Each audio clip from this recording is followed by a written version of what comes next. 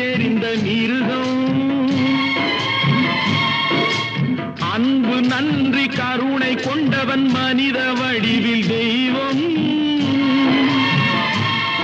இதில் மிருகம் என்பது கள்ள மனம், உயர் தெய்வம் என்பது பிள்ளை மனம்.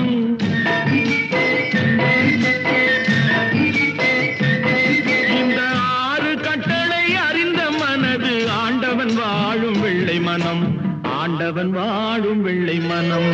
6 மனமே 6, அந்த ஆண்டவன் கட்டளை 6.